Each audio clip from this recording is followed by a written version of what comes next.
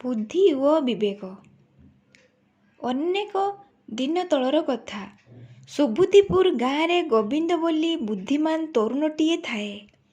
କେହି କୌଣସି ସମସ୍ୟାରେ ପଡ଼ିଲେ ତାହାର ପରାମର୍ଶ ନେଇ ସମସ୍ୟାର ସମାଧାନ କରନ୍ତି।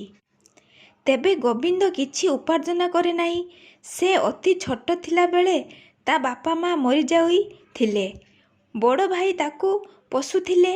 ନିଜେ କେବେ କିଛି ଉପାର୍ଜନ କରିବା କଥା ତା ମୁଣ୍ଡକୁ ଆସିନଥିଲା। ଦିନେ ତା ଭାଇ ଭାଉଜ ଅନ୍ୟ କୋଠରୀରେ କଥାବାର୍ତ୍ତା ହେଲାବେଳେ ସେ କଥାବାର୍ତ୍ତା ତା କାନରେ ପଡ଼ିଲା। ଭାଉଜ କହିଲେ, ଗୋବିନ୍ଦ କ'ଣ ଏଡ଼େ ବୋକା ଯେ ତା ଦେଇ କିଛି ବି କାମ ଦାମ ହେବ ନାହିଁ?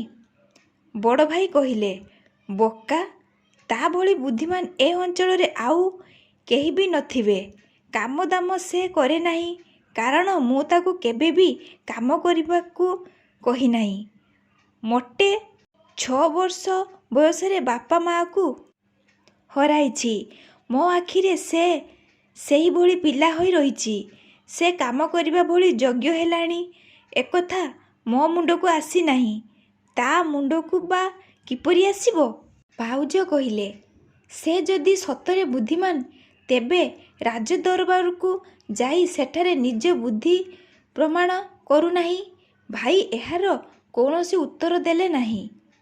ସେତେବେଳେ ପ୍ରତିବର୍ଷ ରାଜା ନିଜ ରାଜ୍ୟର ତରୁଣମାନଙ୍କ ନିମନ୍ତେ ଗୋଟିଏ ସାଧାରଣ ଜ୍ଞାନ ପ୍ରତିଯୋଗିତାର ବ୍ୟବସ୍ଥା କରୁଥିଲେ। ପ୍ରତି ଗାଁରୁ ଜଣେ ଜଣେ ଯୁବକ ସେଥିରେ ଯୋଗ ଦେଇ ପାରୁଥିଲେ।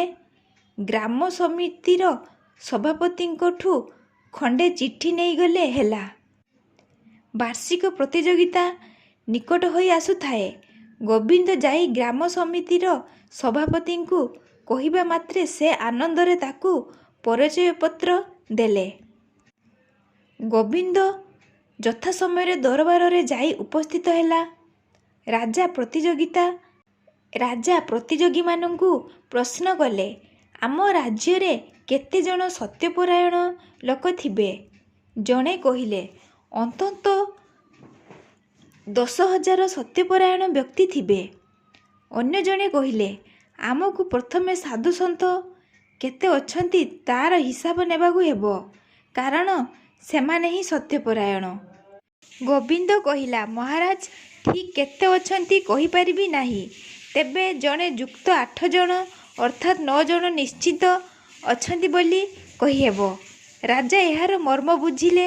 ସତ୍ୟବାଦୀ ହିସାବରେ ସେ ରାଜାଙ୍କର ବେଶି ଖ୍ୟାତି ଥିଲା। ତାଙ୍କର 8 ଜଣ ମୁଖ୍ୟ ପରାମର୍ଶଦାତା ଥିଲେ। ସତ୍ୟବାଦୀ ରାଜା ଯେଉଁମାନଙ୍କୁ ପରାମର୍ଶଦାତା ରୂପେ ମନୋନୀତ କରିଛନ୍ତି ସେମାନେ ବି ନିଶ୍ଚେ ସତ୍ୟପରାୟଣ ହୋଇଥିବେ। ଗୋବିନ୍ଦ ଏହା ହିଁ ବୁଝାଉଥିଲା। ରାଜା ପଚାରିଲେ, ଆଚ୍ଛା, ମୋ ମନ ମୁତାବକ ପୋଷାକ କିପରି ପାଇବି? ଜଣେ କହିଲେ, ଆଜ୍ଞା, ବନାରସରେ ମିଳିବ। ଆଉ ଜଣେ କହିଲେ, ଛାମୁଙ୍କ ଶ୍ୱଶୁର ଦେଇ ପାରିବେ। ଗୋବିନ୍ଦ କହିଲା, ବନାରସରେ ମୂଲ୍ୟବାନ ବସ୍ତ୍ର ମିଳେ। ଛାମୁଙ୍କ ଶ୍ୱଶୁର ବି ମୂଲ୍ୟବାନ ପୋଷାକ ଦେବେ। କିନ୍ତୁ ଛାମୁଙ୍କ ମନ ମୁତାବକ ପୋଷାକ ଛାମୁ କେବଳ ମାତ୍ର ବରାଦ ଦେଇ ଭଲ ଦରଜୀଙ୍କଠୁ କରାଇ ନେଇ ପାରିବେ। ରାଜା ଗୋବିନ୍ଦଙ୍କର ଉତ୍ତରରେ ବହୁତ ଖୁସି ହେଲେ। ପ୍ରତିଯୋଗିତାରେ ଭାଗ ନେଇଥିବା ସମସ୍ତଙ୍କୁ ଖଣ୍ଡିଏ ଖଣ୍ଡିଏ ମୂଲ୍ୟବାନ ଚଦର ଓ ସୁନା ମୋହର ମିଳିଲା। ରାତିରେ ସମସ୍ତଙ୍କୁ ଗୋଟିଏ ଭୋଜିକୁ ନିମନ୍ତ୍ରଣ କରାଗଲା। ସମସ୍ତେ ସେ ଚଦରମାନ ଘୋଡ଼ି ହୋଇ ଆସିଥାନ୍ତି ଓ ଭୋଜିରେ ପରଷା ଯାଇଥିବା ଭଲ ଭଲ ଚିଜ ଖାଉଥାନ୍ତି। ଗୋବିନ୍ଦ କିନ୍ତୁ ଚଦର ନ ଆଣି ଆସିଥାଏ। ଖାଇବା ବେଳେ ବି ଖାଲି ଭାତ ଡାଲି ଛଡ଼ା ଆଉ ସେ କିଛି ହେଲେ ବି ଖାଇଲା ନାହିଁ। ରାଜାଙ୍କର ଜଣେ ମନ୍ତ୍ରୀ ଏହା ଲକ୍ଷ୍ୟ କରି ରାଜାଙ୍କୁ କହିଲେ। ରାଜା ଗୋବିନ୍ଦଙ୍କୁ ଡକାଇ ପଚାରିଲେ, ତମେ କାହିଁକି ମୋର ଉପହାର ଚଦର ବ୍ୟବହାର କରୁ ନାହଁ? ଗୋବିନ୍ଦ କହିଲା, ଛାମୁ, ଆପଣ ଯେତେବେଳେ ପଚାରୁଛନ୍ତି ମୋତେ ସତ କହିବାକୁ ପଡ଼ିବ। ଚଦରର ମର୍ଯ୍ୟାଦା ସହ ମୋର ଧୋତି ଓ ଅନ୍ୟାନ୍ୟ ପୋଷାକ ମୂଲ୍ୟବାନ ହେବା ଦରକାର। ସେଭଳି ପୋଷାକ ପାଇବି କାହୁଁ? ତେଣୁ ଚଦରଟି ମୁଁ ପୁରୋହିତଙ୍କୁ ଭେଟି ଦେଇଛି, ଅପାତ୍ରରେ ଦେଇ ନାହିଁ। ତମେ ଭାତ ଡାଲି ଛଡ଼ା ଆଉ କିଛି ନ ଖାଇବାର କାରଣ? ଛାମୁ, ଥରେ ସିନା ସେସବୁ ଖାଇବି, ତାପରେ ତ ତାକୁ ଖାଲି ଝୁରି ହେଉଥିବି। ତେଣୁ ଯେଉଁ ଜିନିଷ ଜୀବନ ସାରା ପାଇବି ତାକୁ ହିଁ ଖାଇବି। ସୁନା ମୋହର କ'ଣ କଲ? ଛାମୁ, ସେ ଗୋଟିକ ରହିଛି। ମୋ ବଡ଼ ଭାଇ ଦେବୋପମ ଲୋକ। ମୋତେ ପାଳି ପୋଷି ସେ ବଡ଼ କରିଛନ୍ତି, ତାହା ତାଙ୍କୁ ଦେବି।